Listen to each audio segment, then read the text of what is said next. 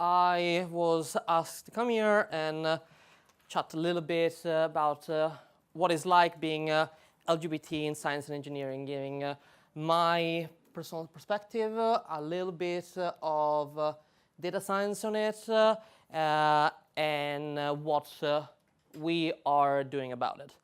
It's a talk about identity. So the first step is, who am I? So you already know my name. My pronouns are he, him. I'm the chair and founder of Pride in STEM, which works to support LGBTQ plus people in STEM. I'm an astrophysicist, science communicator, journalist, but most importantly, for today, I'm a raging homosexual. And you understand why I'm raging, because if you're not mad, you're not been paying attention. So, the data on the issues that LGBTQ people face in STEM, it's quite sparse, to say the least. There are 4 papers. So we do our best with the data where we got. And quite important is this paper from 2013 about how out are people working in STEM. So you can see that, and again, we can think that 2013 is not 2018. 5 years could be a big difference. There have been changes. Also, all the papers are based in the States. So another factor to take into consideration. But you can see that there is this sort of nice, almost optimistic curve to friends and family. Most people are out. And to colleagues or students, you see there is this U-shaped curve that tells you that there is something not good there. And in general, 56% of people in STEM are out to their colleagues. This was made quite a big splash when it came out, and pretty much for the following 3 years, people just use that as a litmus test of we need to do better, we need to do better, we need to do better. The first organization that did try to do a little bit more and get into the more finer detail was the American Physical Society, which looked at a lot of different aspects of the LGBTQ plus experience. Found that in general, LGBT men are only 11% experience harassment. And we can clearly see how intersectionality suddenly play a role when we look at LGBT women. That jumps to 31%. And trans and gender non-conforming, almost half of them experience harassment. This is not harassment in the street. This is not harassment in their walking home, in a bar, in the subway. This is harassment in physics department in the US. The thing that I constantly get told on Twitter by troll and few physics professor is that, oh, but science only cares about science itself. It's not, you shouldn't politicize science, which is utter bullshit. As these points, this is just simple data, it's nothing complicated, and yet already points that there is something terribly wrong with how science is done and what science does to people. More details is about things like co-workers may comment that may indicate a lack of awareness of LGBT issues. So most people have no idea of LGBT issues. This one, employees are expected not to act too gay. So this is physics departments. And my question, and I always ask this question, is what is too gay? Is there a scale? Is there a Liberace scale? What am I, 0.8, 0.9? When is too much? When is the threshold? And when you ask the questions like, oh, no, it's just, you know. I'm like, no, I don't know. I think you need to give me details if you really want to spread out the homophobia that a comment like that is underneath. And this is just terrible. A third of US physicists told to stay in the closet if they want to progress in their career. Things are, as always, worse for our trans siblings. About 23% don't feel comfortable using bathroom. And you know, physicists are not those people that are like, oh, I'm going to work 4 hours and then I'm going to work from home. No, they stay 8 hours, 10 hours, 12 hours because they need to write papers and publish because it's publish and perish. So imagine that you're spending 10 hours in the lab and you don't feel comfortable using the toilet. Co-workers apparently can't use pronouns. Over 40%, which is always so difficult using pronouns. We can remember all stupid formulas that are this long, but oh, is she, they? Oh my God, they! Ridiculous. And this is very much is an issue also here, but so much more in the States. Half of them, health insurance doesn't cover trans issues. And this is on the side of the staff. You think, okay, but let's be hopeful. Maybe the next generation is doing better. This is a brand new paper, came out in March, about LGBT students. It only looked at, didn't look at trans students. And so the US system starts that you're doing majors and minors, so you can take a lot of subjects. This considers STEM people that did mostly STEM subjects, and they looked at how many continued into graduate programs and stuff like that after the 4 years. So the 100% is all people that are doing STEM, heavy STEM degrees. Heterosexual are 9% more likely to retain in STEM compared to people for sexual minorities. But the very, yes? So I mean completing a 4-year degree. In the US, it's, yes, but it's people switch to things that are not STEM after first, second, third year. So it's a good number, but it doesn't tell, it's not really applicable for the UK. What is interesting, though, is that something that they do a lot in the US is giving opportunity for undergraduate research. LGBT students were 15% more likely to do undergraduate research in STEM than heterosexual peers. So there is a bigger gap that we're not seeing. And the explanation that they put is they feel that there is no role model. They feel that there is nobody that can inspire them. And I think everyone in this room can sympathize with that, the general lack of role model. So to summarize the data so far is less than 60% of LGBTQ people in STEM are out. Research shows 1 in 3 US physicists are advised to remain in the closet if they want to continue their career. 50% of trans, gender non-conforming people were harassed in their department, and about LGBT students are about 10% less likely to enter a STEM career than heterosexual peers. So, still being mad is this is an issue because hate laws, the progress of institution, because people that you pay to work in your institution need to deal with hate. Obviously, discourage people from being role model. That is the reason why we're lacking role models, is the fact that I already need to deal with stuff in my department. Why should I also go and make myself a target?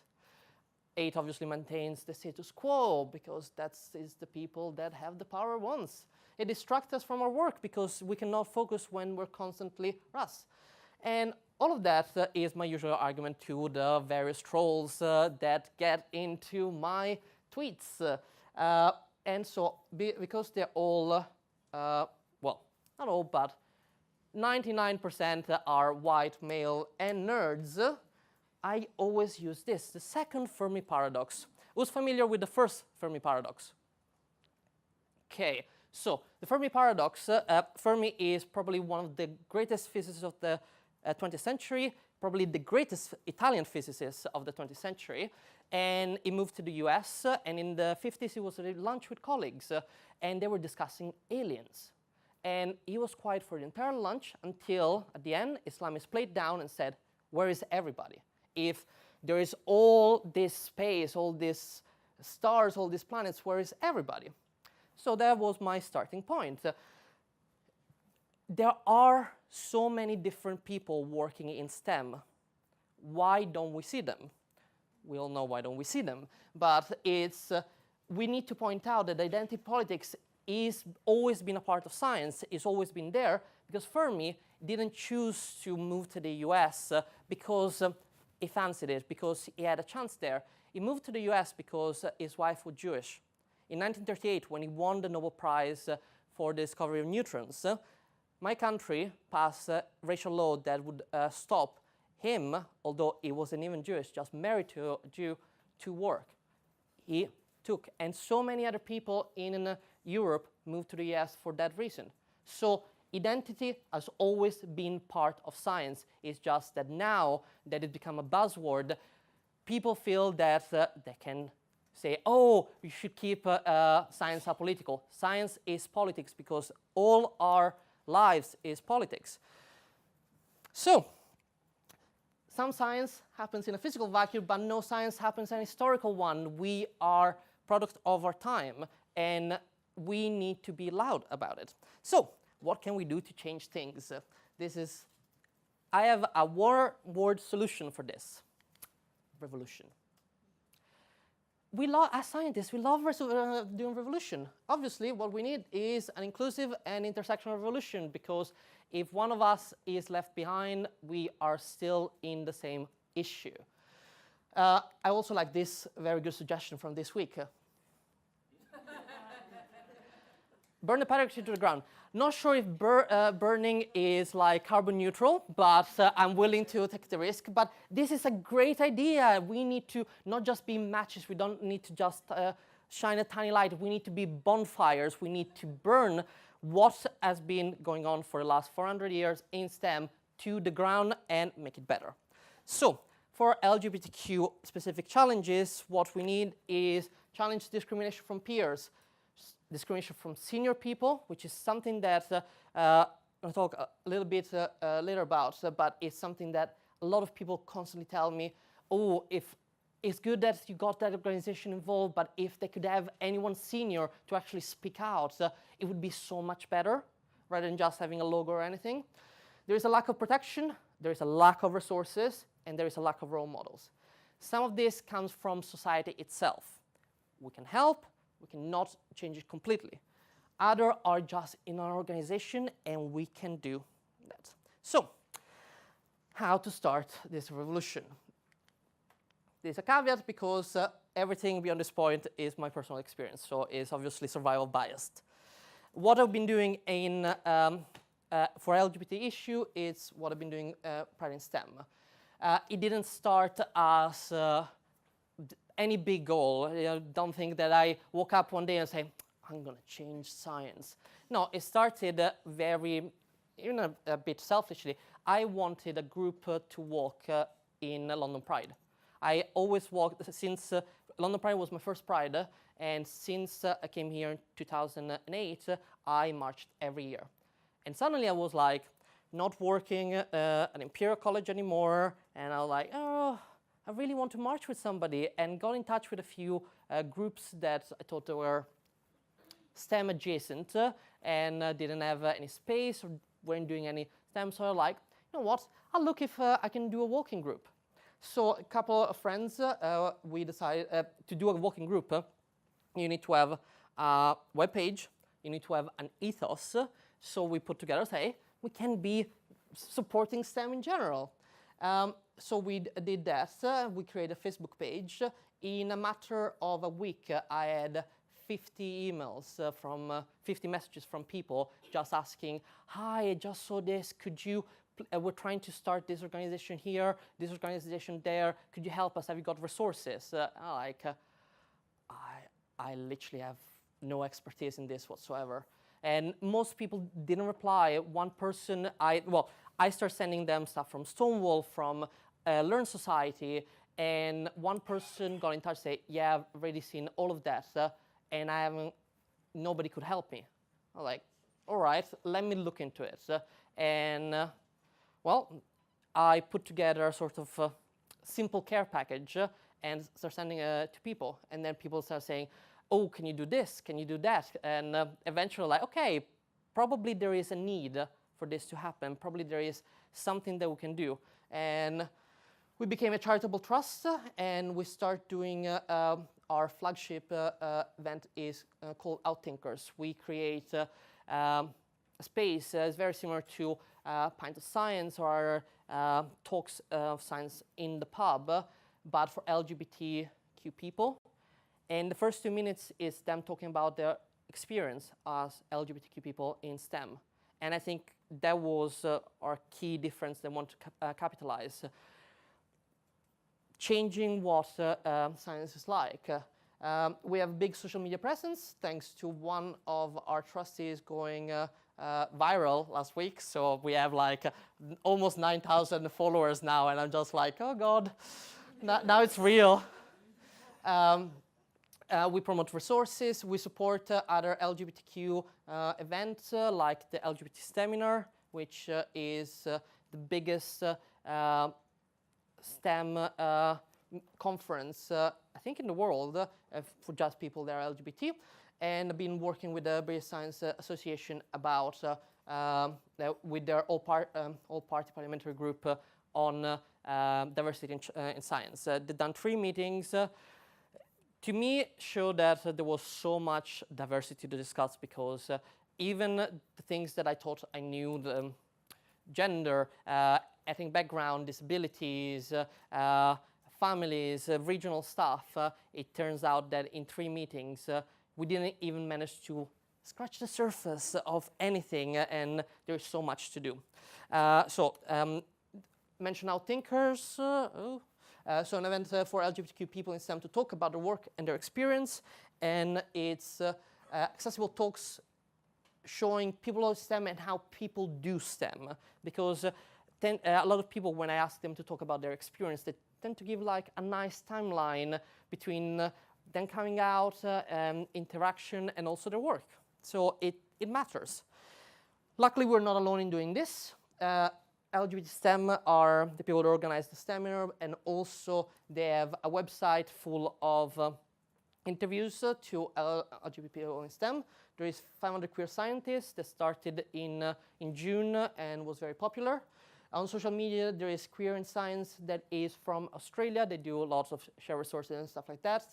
An LGBT plus physics group, which does, again, share resources and everything. And there's a lot of professional networks like Intertech, also STEM, which is STEM network in Ireland, Inter-Engineering, out in STEM, which is in the States, and also NOGL-STP, which is in the States.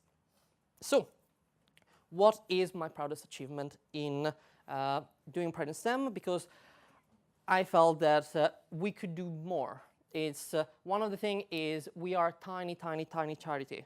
We have no fundings, but it's all about what we can do. And something that I realized when I started it was that, well, clearly I have a lot of privilege, but all of the privilege some gave me one thing, is the time. I have a stable job. I have nothing to worry about in my life. I have the time to dedicate it to stuff. This is why I try to do as much as possible, because I feel that somebody has to do it, and I can do it, and I should do it. So something that we started planning last December came to fruition this summer, is LGBT STEM Day. This was the first International Day of LGBTQ people in science, technology, engineering, and maths. It was on 5th of July. I didn't put the date because we're changing it for next year. It's going to be 5th of June, if you want to put it in your calendar. And was online and everywhere. It was organized by us as a STEM Inter-Engineering at STEM. And I can tell you that I spent, from January until we announced it in March. We announced it on the 16th of March, I sent a good 600 emails to university, Learn Society, companies, anyone who was related in STEM that had ever done anything LGBT related. I had 6 replies. But there were good 6 replies, and it's all a matter who gave replies, because I got replies from CERN. And once you get, I got replies from CERN, from the IOP, from the Royal Astronomical Society, the Royal Society of Chemistry, Welcome, and NPL. Science Gallery and Excite were with us from the start. So with those 6 on board, then I send it again to people. And suddenly, people want to be involved. And this thing, it's the fact that you don't, and the message here is believe in what you want to do. And just start by bothering people that you know will back you, because everyone else then will follow through. I can tell you that these are the people that send us a logo before the day. Consider that the website crashed the day before because I was trying to do some HTML on it, and I'm not good at it because I'm a physicist. I'm not really good with coding. But the day that happened, we had another 30 organizations that want to be involved. We had organizations that made blog post events and didn't even get in touch with us, which is great. Like, do your own thing. And clearly there was movement there already. And since we all like data, this is actually the results. It was truly worldwide. I would tell you that there is a continent that doesn't appear here because we had somebody in Antarctica celebrating LGBT Stem Day. So I'm very proud of that. That is the best thing. We had 16,000 tweets, and it was amazing. Almost all of them were positive. We had keep identity out of science tweets there. What we thought that probably we should encourage more next year is having more original posts, because obviously we had places like CERN sharing our videos. Obviously we were constantly churning out new stuff, so a lot of people thought retweet is great, is visibility, but we like more people to be hands-on. So we did a little video presentation and got 8,000 views. This website was quite popular. And this, as a scientist, these 2 numbers are utterly meaningless. But the marketing people are going crazy for them, so I'm using them everywhere. So we had 11 million impressions on Twitter. That means that you're on your timeline and somebody retweeted something with LGBT Stem Day. So 11 million people might have read that. Marketing people say 11 million people interacted with it. 65 million on Facebook, that is insane. And yeah, people were just like, oh yes, we definitely need to capitalize on that. It's like, don't capitalize how? It's like meaningless, but it's good.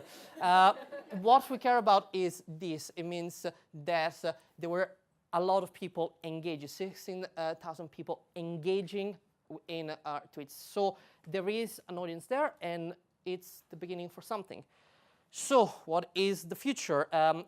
Pride in STEM continues to do outthinkers. We have an outthinker speaker at the Festival of Design, part of the Science Museum tomorrow. We have one outthinker in the Fun Palaces Royal Maritime Museum on the 6th of October. Then we have one in Oxford, one in Sheffield, and we try to do half of them in London, simply because most of us are here, and half of them outside, because there is an entire country outside of London. I know it's just... good point. My husband is Welsh. He would be mad if I heard me say that. Yes, there are several countries out of London. If anything, a film, you delete that. Don't need a domestic. For LGBT Stem Day, what people ask us, I ask feedback, what do you think done? People say, oh, it was a good gesture. And they meant it well, but in my head it was just like, yeah, I've only heard negative. We need to do more. It's definitely paramount that we do more. We need people to commit. We're trying to write a small charter for anyone that want to have their logo involved there, and just say, yes, I commit to LGBT, well, to be honest, the first point in the charter is about all diversity, because we're all in this together, but it's LGBT-specific stuff as well, a lot of stuff on trans issues, since trans people continue to be the most affected, even in STEM, and stuff about trying to curb the selecting location in which LGBT people cannot go because it's not safe. And you see that there is a big overlap between places where LGBTQ plus people are not safe, where other identities are not safe. So this is our plan. It's a drop in the ocean, but we're proud of that. So thank you very much.